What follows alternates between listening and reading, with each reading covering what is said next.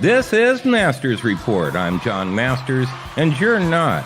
Guys, I want to take a quick moment here because a lot's been going on, and we really need to review the major events that have occurred in the last week or two. So we put together a little montage for you, and really, it's important. This is deep. I know it's going to be stressful, but you've got to see it. And just remember, people are dying out there. As doctors continue to warn, the system's overwhelmed. It's like a war zone. We're in a war with very limited resources. And a scramble to build makeshift morgues and field hospitals. New York Governor Andrew Cuomo to NBC's Lester Holt. I hope this whole facility, Lester, stays empty. I believe that's going to be the case. The numbers don't say that's going to be the case. In California, it's all hands on deck. Every minute is a minute lost. A dire warning from officials.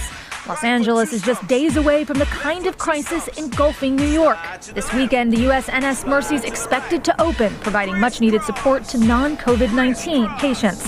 As impressive as this ship is, it represents only a fraction. People are dying.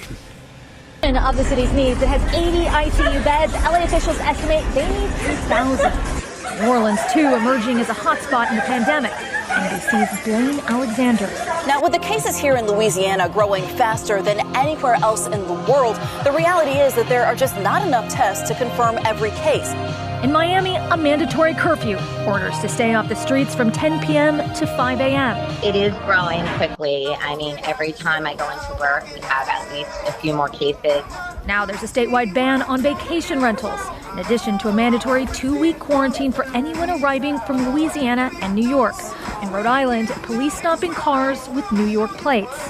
Right now, we have a pinpointed... People are dying. We need to be very serious. And that risk is called New York City.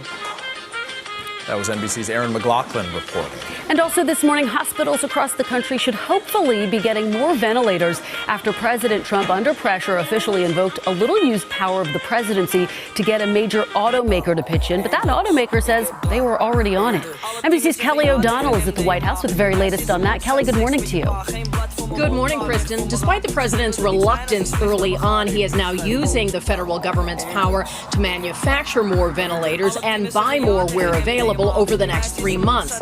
A tight timeline given the number of serious illnesses from coronavirus continues to rise in hotspots around the country.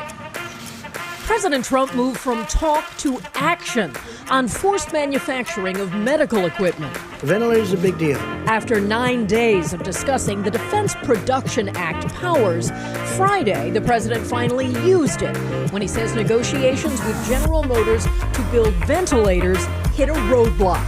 We didn't want to play games. If they don't treat you right, I don't call. In a remarkable turnaround, the president, who had insisted last week the federal government is not the nation's shipping clerk. We have to get these people on board.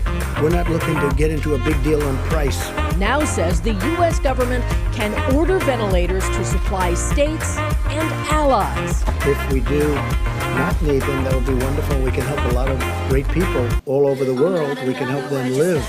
Bristling at demands and complaints from some governors, Mr. Trump made known his expectations. I want them to be appreciative. As the virus spreads and deaths climb, the president backed off his push to ease restrictions by Easter Sunday, saying he will consult medical experts. Life, then it's your safety.